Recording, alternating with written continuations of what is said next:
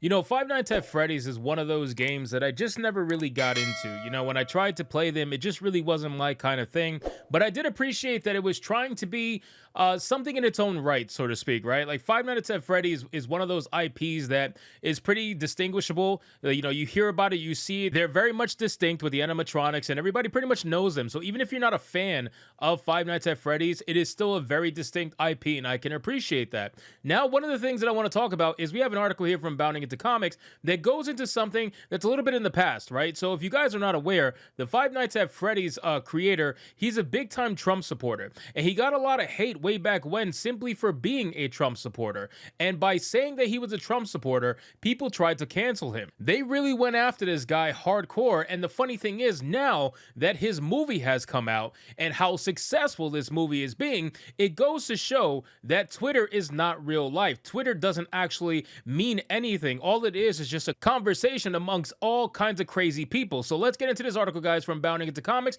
But of course, before we do, if you are new here, just consider hitting that subscribe button. I would greatly appreciate it, and like the video to push us out into the YouTube algorithm. The headline reads, Five Nights at Freddy's cooks up monster box office after creator Scott Cawthon refused to apologize to woke cancel mob for his support of Donald Trump and Christianity. Universal Studios film adaptation of Five Nights at Freddy's scared up a monster box office after the original creator Scott Cawthon refused to apologize for a woke cancel mob over his political donations to politicians such as Donald Trump and Tulsi Gabbard. Now, this movie, just to be clear, okay, I'm not a fan, super fan of, Five Nights at Freddy's. I've made that very clear.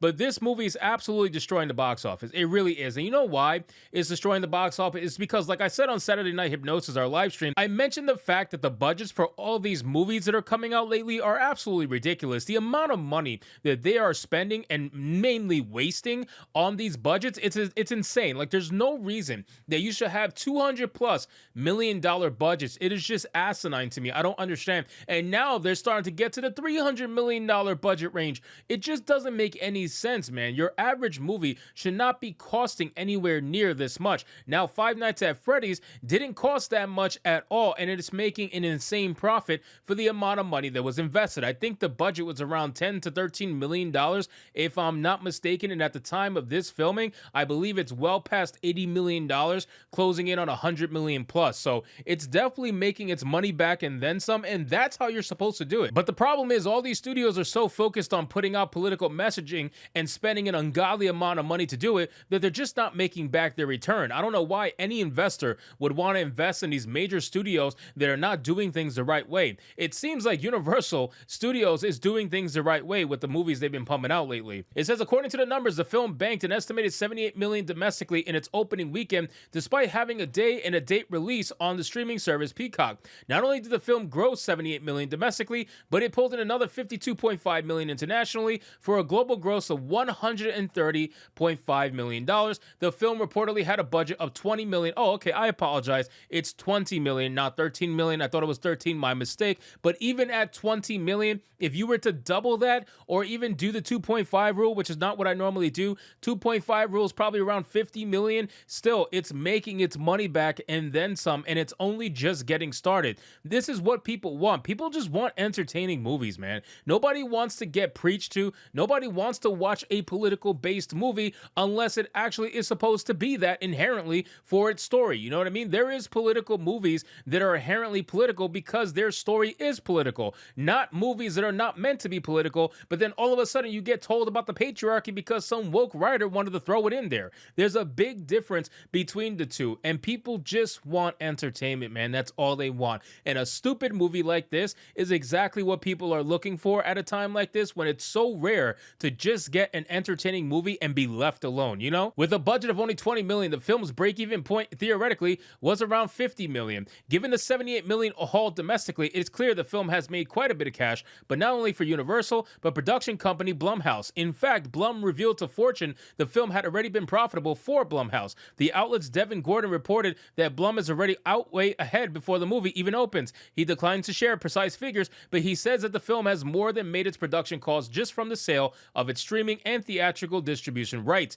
The roaring success of the Five Nights at Freddy's film adaptation comes in the wake of Scott Cawthon refusing to cave to a woke cancel mob over his political donations to President Donald and Congressman Tulsi Gabbard, among others. Cawthon found himself with the ire of the cancel mob when Twitter user I Am Griffinier, who has since been suspended, shocker, took to the social media site to deride the Five Nights at Freddy's creator as a Christian fundie, as well as someone who supports a crypto fash who's allied with Hindutva militias, pushed anti-trans bills, and appeared on PragerU. Now, again, ladies and gentlemen, these woke cancel mobs, they only have power if you let them have power, okay? That's the problem. A lot of these woke cancel mobs, once they target certain people, those people tend to bend the knee, and they bend the knee very quickly because they're so scared of what the cancel mob can do. But the funny thing is, if you just don't give the cancel mob power, 9.5 out of 10 times, they're going to have to just admit defeat, because that's usually what happens. This is why Gina Carano has not been canceled. This is why so many different people have failed in their cancellations. J.K. Rowling laughing at these woke mobs, laughing at them because they have no real power. You know what I mean? They have absolutely zero real power, and they only have power when you give it to them. So when you have iterations like this, where the Five Nights at Freddy creator, he decided to say, you know what? I did stand by Donald Trump. I did stand by Tulsi Gabbard.